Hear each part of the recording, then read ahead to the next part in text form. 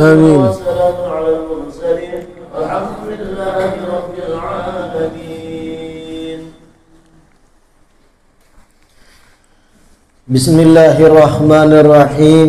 الحمد لله رب العالمين وبه نستعين على أمور الدنيا والدين والصلاة والسلام على سيد المرسلين وإمام المتقين سيدنا ومولانا محمد وعلى آله وصحبه أجمعين. اللهم فصل وسلم على سيدنا محمد مفتاح باب رحمة الله عدد ما في علم الله صلاة وسلاما دائمين بدوام ملك الله وعلى آله وصحبه ومن والاه ولا حول ولا قوة إلا بالله. Alhamdulillah, segala puji kembali dan selalu terhatur kehadirat Allah Subhanahu wa Ta'ala yang kembali melimpahkan nikmat panjang umur, nikmat sehat, nikmat afiat kepada kita seberataan, sehingga di malam Rabu ini kembali berkumpul melanjutkan kegiatan majelis ilmu kita yang kita harapkan, kita cita-citakan.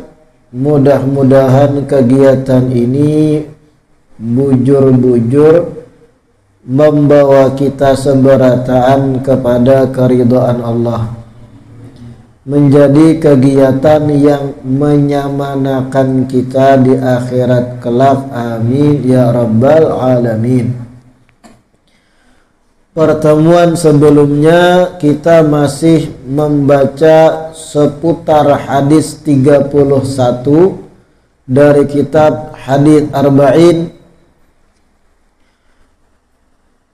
Ja'a rajulun ila Nabi sallallahu alaihi wasallam faqal ya Rasulullah dullani ala amalin idza amiltuhu ahabbanillah wa ahabbanin nas. Faqal izhad fid dunya yuhibbakallah wa izhad fi ma 'indan nas yuhibbakan nas. Ya Rasulullah, ujar seorang lelaki, ya Rasulullah, tunjukkan kepada ulun satu amal yang apabila ulun kerjakan Allah cinta, dan apabila ulun kerjakan manusia cinta. Jawaban Nabi, zuhudlah engkau di dunia, Allah akan cinta kepadamu, dan zuhudlah engkau dari apa-apa yang ada di tangan manusia, maka manusia akan mencintaimu. Pertemuan sebelumnya pun kita sudah membaca gambaran-gambaran konsep berpikir yang kalau kita dalami dan kita bujur-bujur dengan kepala dingin merenungkan, konsep-konsep yang kita baca itu akan menghantar kita kepada kezuhudan di dunia. Termasuk yang kita baca merenungkan bahwasanya dunia ini hina di sisi Allah. Dunia kadeda harganya di sisi Allah. Kemudian kita membaca juga bahwasanya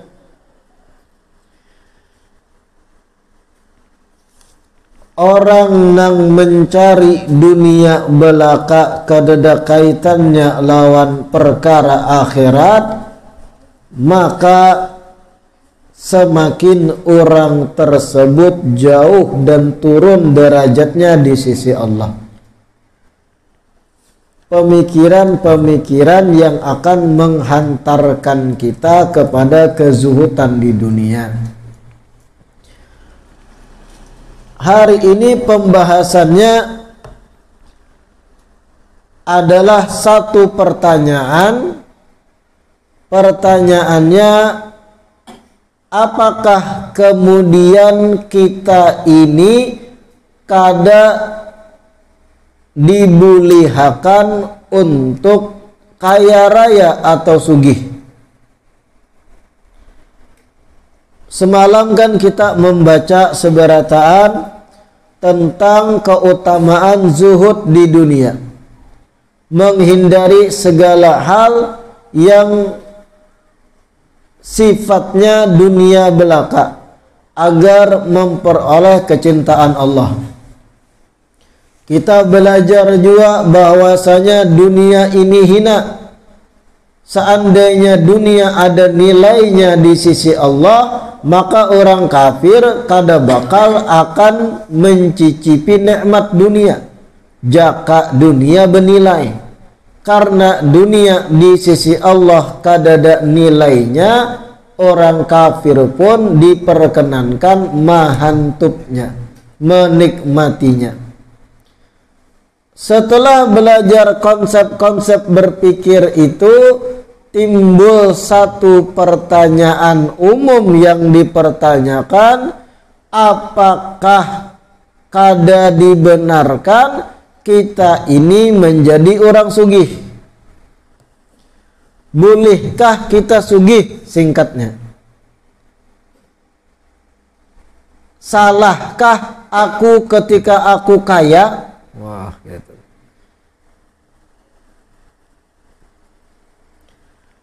Pembahasan ini yang kita bahas di awal perjumpaan majelis hari ini. Dengarkan.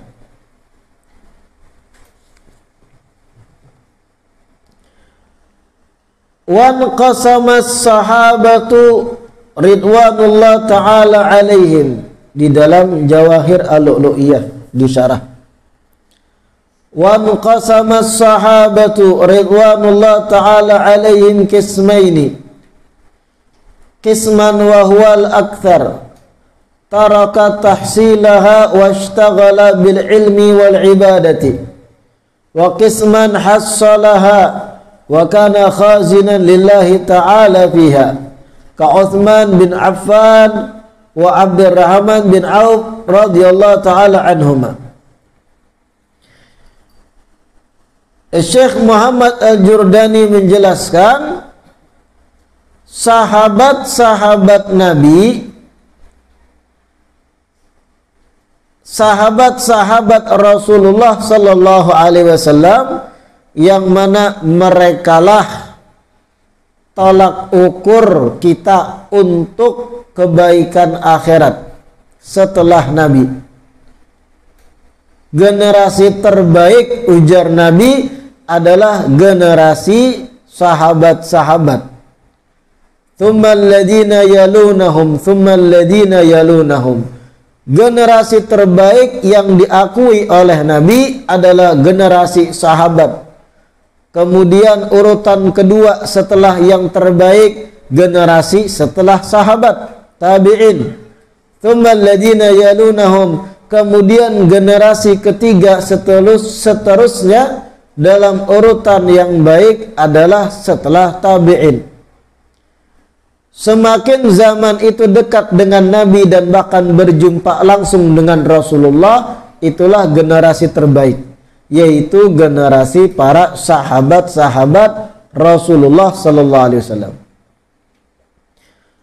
Inqasama sahabatu, sahabat-sahabat Nabi seberataan, kalau dipantau tunggal ikungan, diperhatikan, dianalisa sahabat-sahabat Nabi yang banyak yang hidup di zaman Nabi, kalau diperhatikan gaya hidup bebuhan sahabat itu inqasam qismaini, terbagi dua secara garis besar. Setelah diamati tulisan-tulisan sejarah, tarikh yang menceritakan sahabat-sahabat, ulama mengamati, lalu tersimpulkan secara garis besar, generasi terbaik itu para sahabat terbagi dua golongan. Dari segi apa terbagi dua golongan ini? Qisman wa huwal aktsar taraka tahsilaha washtaghala bil ilmi wal ibadati. Terbagi dua secara garis besar dari sisi mengejar dunia. Satu bagian pertama sahabat, dan ini yang terbanyak, al-aktsar. Mayoritas sahabat mengambil gaya hidup ini.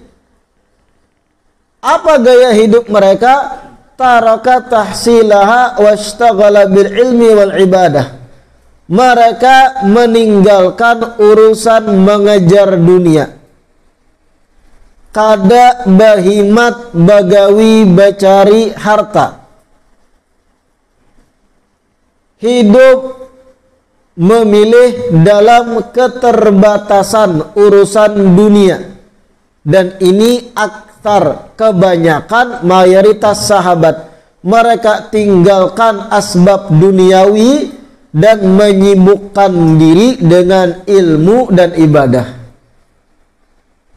Sahabat umumnya kayak itu, al-aktsar. Kada behimat bacari tunggang langgang, kekayaannya pun terbatas benar, rata-rata miskin, dan itu pilihan, kesengajaan. Mereka tinggalkan urusan dunia dan menyibukkan diri dengan ilmu dan ibadah. Dan ini aktsar, ghalibuhum, kebanyakan sahabat. Qisman, namun ada pula sebagian sahabat, anggap 20%-nya, 25% dari seluruh sahabat, atau di bawah 20% bahkan. Mereka itu gaya hidupnya justru begawi behimat, bekerja, berusaha, betul-betul sungguh-sungguh dalam usaha mencari dunia, mencari harta.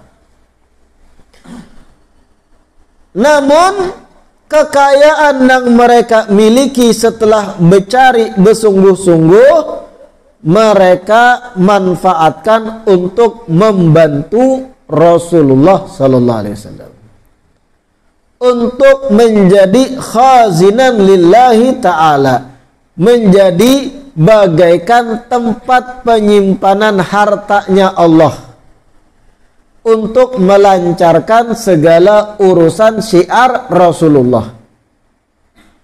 Bagi tugas, artinya sahabat Nabi. Kayak itu Rasulullah mengatur sahabat-sahabat sidin. Mayoritas diarahkan jangan mencari behimat, fokuslah ibadah dan menuntut ilmu aja. Namun dibalik dari mayoritas ada sebagian sahabat yang memang bertugas mencari bahimat, bertugas untuk menjadi simpanan harta Allah untuk kelancaran dan tegaknya syiar agama Islam. Qisman hassalaha wa kana khazinan lillahi ta'ala fiha. Seperti siapa? Utsman bin Affan, sahabat Nabi Sayyidina Utsman bin Affan Dzunnurain. Sayyidina Utsman kaya raya, sugih luar biasa. Seperti siapa lagi? Abdurrahman bin Auf. Sayyidina Abdurrahman bin Auf juga sama kaya raya sini. Dan ada sahabat lain, Sayyidina Abu Bakar As-Siddiq, lumayan kaya sini.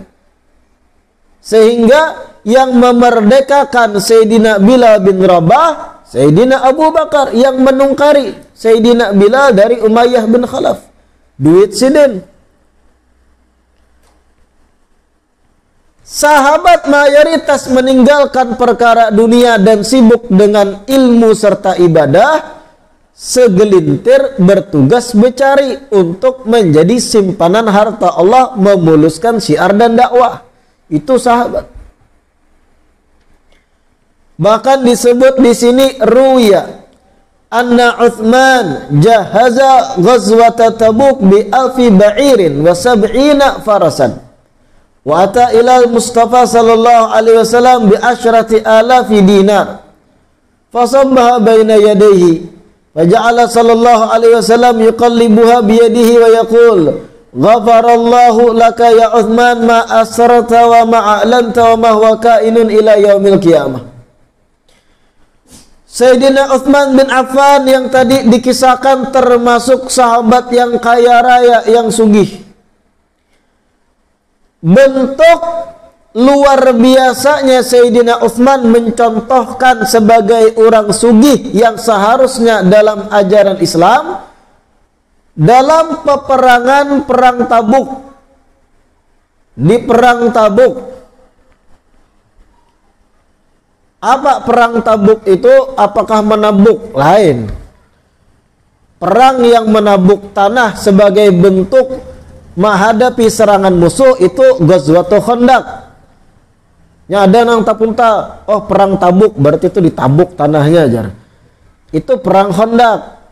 Ketika Sayyidina Salman Al-Farisi memberi usulan sebagaimana mereka kaum Persia ketika peperangan menabuk lubang besar untuk menahan gencaran musuh, serangan musuh, guguran ke lubang. Itu Perang Khandaq, Perang Tabuk lain. Jadi tabuk di sini bukan arti menabuk, lain. Lain bahasa kita. Sayyidina Uthman bin Affan dalam Perang Tabuk, beliau itu sebelum perang, Sayyidina Uthman datang kepada Rasulullah sallallahu alaihi wasallam. Menyiapkan beliau itu, Sayyidina Uthman menyiapkan 1000 ekor unta ba'ir. 1000 ekor unta dari harta kekayaan Sidin Sorang, dihadiahkan, diserahkan untuk persiapan Perang Tabuk. 1000 onta.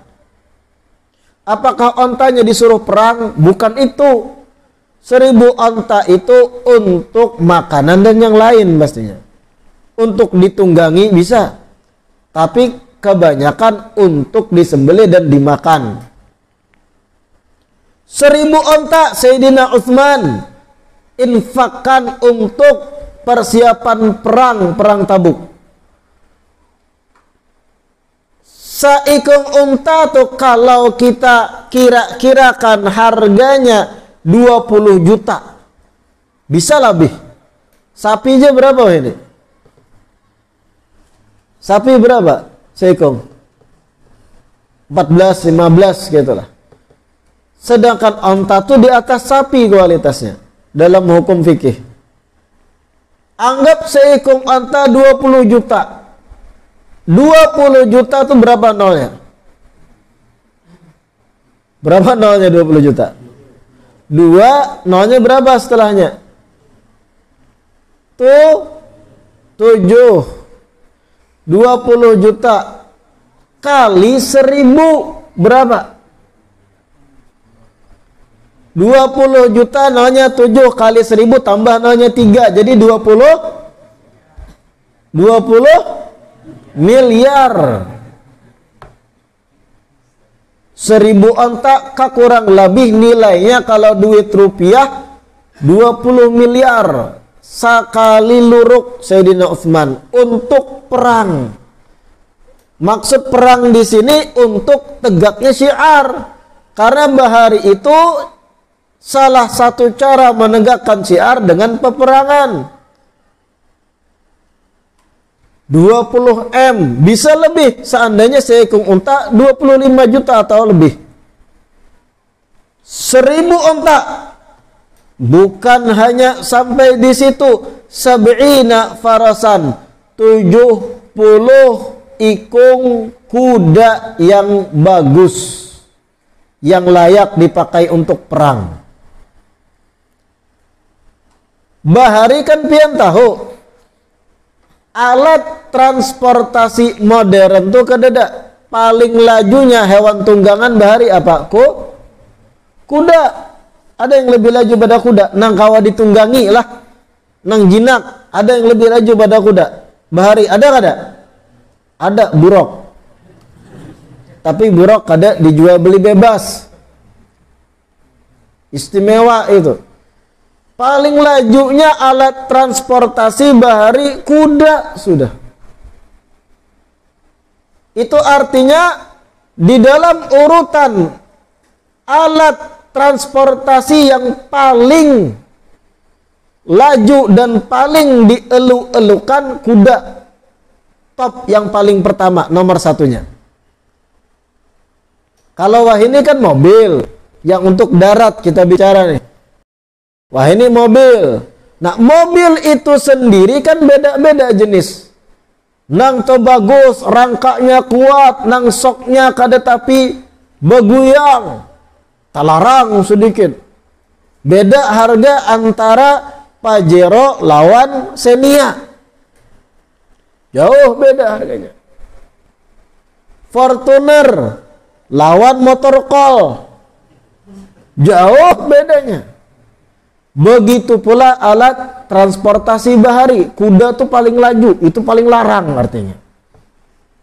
Anggap seekor kuda kita mengkira-kirakan yang terbaik, kualitas paling bagus, Alphardnya kuda lah bahasanya. Itu anggap kalau harganya seikung itu 100 juta kali 70 berapa?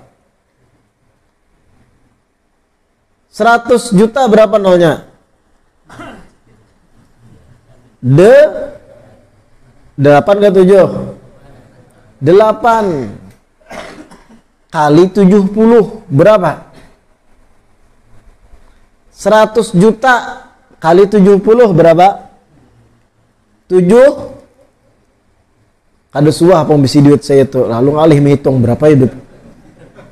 7 miliar. Tadi 20 miliar, tambah nih 7M bulang. Berapa sudah? 27 miliar. Ini perkiraan aja kita. Perkiraan dengan kita wah ini supaya masuk ke kepala pian. Itukah infaknya sahabat? Kadang yang 20 ribuan, kadang yang 50 ribuan, berplaster pulang. Itu contoh utamanya orang sugih dari kalangan sahabat Nabi. 20M ke kurang lebih 1000 unta tadi. 7M ke kurang lebih 70 kuda perang. Setelah itu sudah datang pulang ke Rasulullah Sayyidina Utsman. Ini perang Tabuk mas ini. Datang di hadapan Nabi, Sidin langsung meluruk di hadapan Rasulullah, bukan meluruk menimba yang adalah kurang ajar. Nah, gitu. Itu kurang ajar. Pau. Ada caranya juga dengan lembut tentunya menyerahkan kepada Nabi apa? 10.000 dinar, kepingan emas 10.000 dinar, asyratu alaf dinar, 10.000 dinar. Tadi sudah 1000 onta, 70 kuda berang, tambah lagi 10.000 dinar diluruk di hadapan Nabi sallallahu alaihi wasallam. Fasabbaha baina yadayhi, di hadapan Nabi ditumpahkan. 10.000 dinar. Tahu lah pian berapa 10.000 dinar itu? Hah? 10.000 dinar tuh pian tahu lah berapa? 1 dinar aja. 1 dinar itu kurang lebih, ini kita bulatkan supaya pian kada bakukus menghitung, supaya kepala kada hang. Kurang lebih kita bulatkan 1 dinar itu nilainya 4 gram emas. 1 dinar 4 gram, padahal lebih 4,25an ujar Syekh Yusuf Qaradawi. Anggap 4 gram aja supaya kada nyanyuk. 1 dinar 4 gram emas. 1 gram emas berapa wah ini? 800, 900 lah. Hah? Aduh, ada komanya pulang. 500.000 aja kita bulatkan. Kita bulatkan. Dan kita tahu lebih pada itu kan. Nah, kalau 1 dinar itu 4 gram emas, berarti 1 dinar berapa juta? 2 juta tuh 1 dinar, sekepeng emas suara tuh 2 juta nilainya. 1 kepeng dinar, lebih bahasa itu. Tadi kita bulatkan. Kali 10.000. 2 juta kali 10.000. 2 juta berapa nolnya? 6. 10.000 berapa nolnya? 10.000 berapa nolnya? 4. Yang tadi nolnya 6 tambah nolnya 4. Jadi berapa nolnya? Banyak Pipai, banyak juga. 1 dinar itu 2 juta kurang lebih. 2 juta kali 10.000. Ini yang ditumpah Sayyidina Utsman 10.000 kepeng. 10.000 dinar. 2 juta kali 10.000 berapa? 20 miliar kah? 2 miliar kah? Coba hitung ulun nyanyuk nah.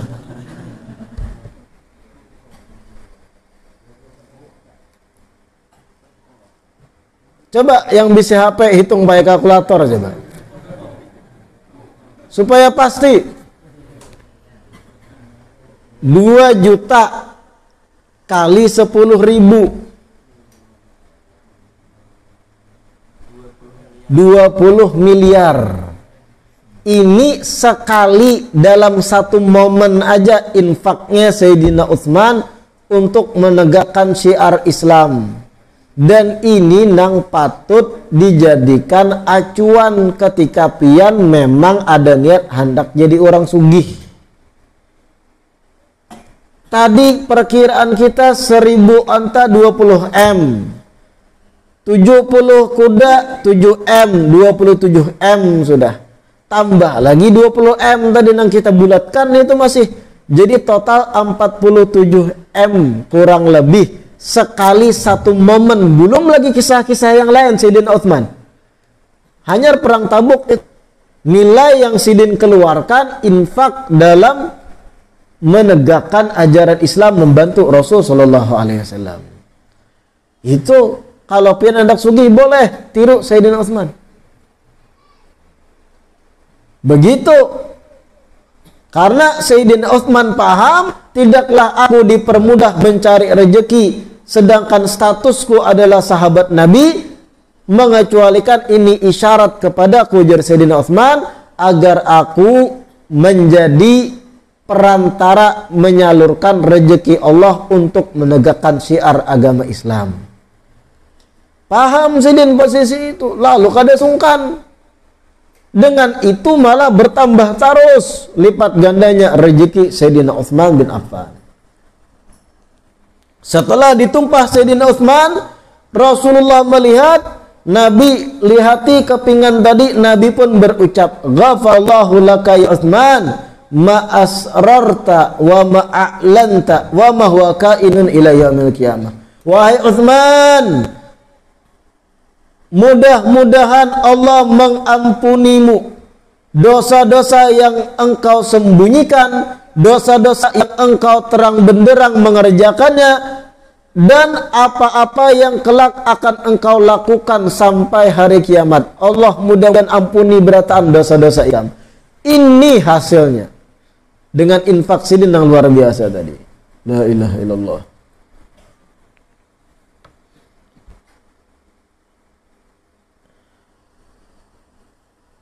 Walamma qadima Nabi sallallahu alaihi wasallam al-Madinata lam yakun biha ma'un udbun illa bi'ru rumah fashtaraha Utsman radhiyallahu ta'ala anhu bi 20,000 dirham wa fi riwayah bi 35,000 dirham wa waqafaha. Di momen yang lain Sayyidina Utsman ketika Rasulullah sallallahu alaihi wasallam datang ke Madinah pertama kali hijrah. Pertama Rasulullah hijrah dari Mekah menuju Madinah. Dan ketika itu di kota Madinah kadeda air nang tawar, nang nyaman diminum. Air putih bersih itu kadeda, kecuali yang bersumber dari sumur rumah namanya. Lain rumah kita lain, ngarannya rumah. Jangan diartikan kayak tabuk tadi, lain. Bi'ru rumah, sumur rumah disebut. Ada sumur yang bersih, jernih, yang airnya tawar cuma di sumur itu, dan larang harganya.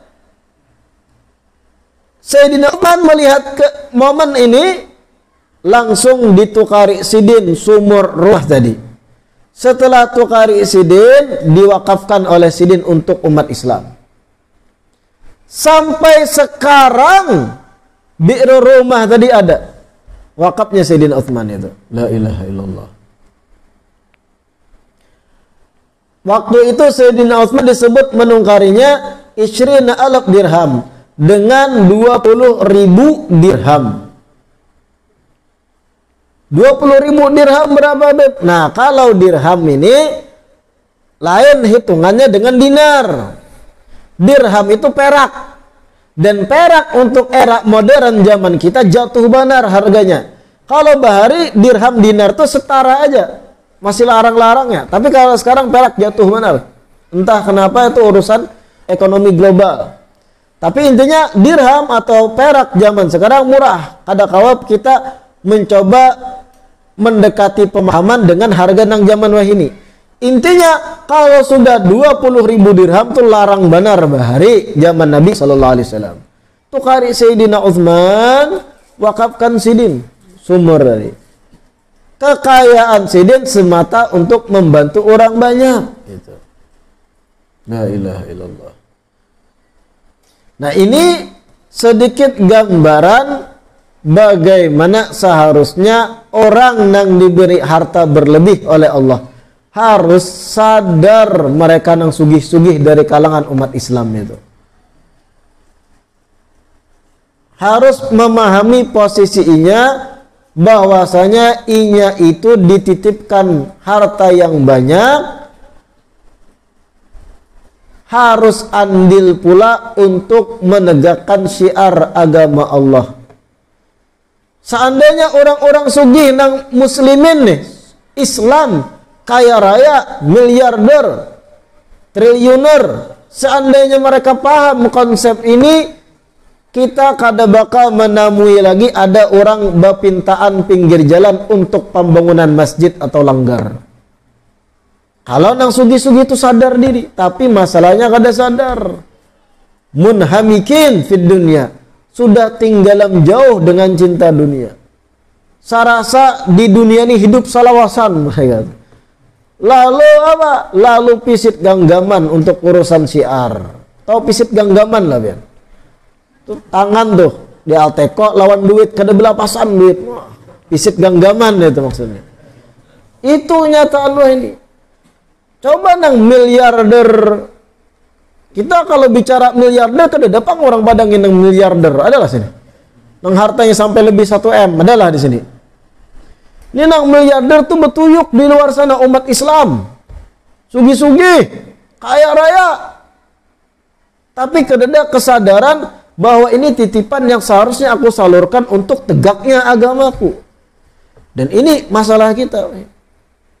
Seandainya mereka sadar, kada usah bepintaan pinggir jalan lagi menyunyupan. Ada nang acil-acil tuha, ropeng lawan pupur bepintaan juga. Umar ada purun lu melihat, maka panas harinya. Ropeng lawan pupur aja betanai. Untung kada terbeset mobil. Di jalan yang sempit bepintaan juga laju-laju mobil. Anak-anaknya kadang disuruh juga purun lu nah kita. Kada purun melihat gitu nah. Jangan nang sugi-sugi sadar kada usah banyak pandir lagi gitu. Sat tuntung masjid, tak tuntung langgar. La ilaha illallah. Boleh engkau kaya, boleh ikam sugih, boleh kita menjadi orang yang kaya, namun pahami konsepnya ketika kaya itu seakan isyarat bagi kita ini dititipkan harta yang seharusnya kita salurkan demi tegaknya syiar, membantu berkembangnya syiar agama Islam, bantu kegiatan-kegiatan keagamaan yang memang efektif untuk mendidik umat menuju cahaya terang benderang. Nah itu, kira-kira paham itulah. Masih ingat tadi hitungannya berapa? Berapa M tadi? Belum dia pusing kalau bener MM nih sudah. Wazhad fima indan nas yuhibbakan nas. Zuhudlah ikam dari apa-apa yang di tangan manusia, manusia akan cinta kepada ikam. Nah. Di sini ada ucapan Imam Hasan Al-Basri yang kita kutip dan ini luar biasa. Qala Al-Hasan, Sayyidina Hasan Al-Basri berkata, la yazalu ar-rajulu kariman 'alan nas hatta yatma'a fi dunyahum. Fa idza fa'ala dzalika istakhaffu bihi wa karihu hadithahu wa abghaduh. Seorang laki-laki itu akan terus mulia di mata manusia. Seorang laki-laki itu akan tetap mempunyai harga diri tinggi di mata orang banyak selama inya kada rakus terhadap dunia yang dimiliki orang. Paham ya? Seorang laki-laki atau seseorang kita artikan. Seseorang itu akan tetap mulia, terhormat di mata orang banyak selama orang tersebut kada bakal hendak dengan dunia yang ada di tangan orang lain. Kalau sudah orang tersebut nampak benar dari gerak-geriknya, dari tutur katanya, dari isyarat-isyarat gerakan dan pemandirannya, nampak sudah hendak lawan harta orang, hendak lawan dunia yang dimiliki orang, istakhaffu bih, orang lain pun akan merendahkannya. Wa karihu hadithah, dan orang-orang tidak akan lagi mendengarkan pemandiran orang tersebut. Kada diasi orang lagi pandirannya. Wah sama juga ujung-ujungnya duit je orang. Nah paham ya? Wa abghadu, dan orang kada menyukainya lagi. Seseorang itu akan tetap mulia, terhormat selama ia kada mengincar harta orang lain. Kalau sudah mulai gerak-geriknya, pemandirannya, arah kemana dialognya, ujung-ujungnya hendak lawan harta yang dimiliki orang, istakhaffu bih, orang akan menganggap rendahnya sudah. Pemandirannya kada akan diasi orang lain lagi. Orang ni sama aja kaliannya. Wa karihu haditha, orang kada mau lagi mendengarkan pandirannya. Wa abghadu, bahkan orang kada menyukainya lagi. Nah ini ucapan Hasan Al-Basri sesuai atau kembangan daripada hadis Nabi, izhad fi ma indan nas yuhibbakan nas. Hindarilah, zuhudlah ikam dari apa-apa yang dikejar oleh manusia, maka manusia akan katuju lawan ikam. Pernah ulun contohkan tentang 3 penjahit jarulun. 3 penjahit di kampung yang sama. Artinya saingan bisnis orderan baju nih. Wah. Sama-sama menjahit, 3 orang di kampung yang sama. Saikung patah tangan rabah berkendaraan. Kira-kira nang 2 nang sehat nih himung gak ada? Himung, kenapa? Tertumpuk orderan kepada mereka berdua, taganal pemasukan. Karena saikung gak ada kau menjahit lagi. Mujurek mah kasihan nih kamu, kasihan nih kamu. Aduh. Sakitlah tangan ikam ya. Tapi hatinya orang menjahit baju sekolah lawan aku ampih lawannya. Katujuh orang lawan pian, ketika pian ampih mengajar apa nang mereka kejar. Izhad fi ma indan nas yuhibbakan nas. La ilaha illallah. Kira-kira bisa dipahami. Insyaallah pertemuan selanjutnya kita lanjutkan kepada hadis yang ke-32. Mudah-mudahan apa yang disampaikan malam hari ini bermanfaat.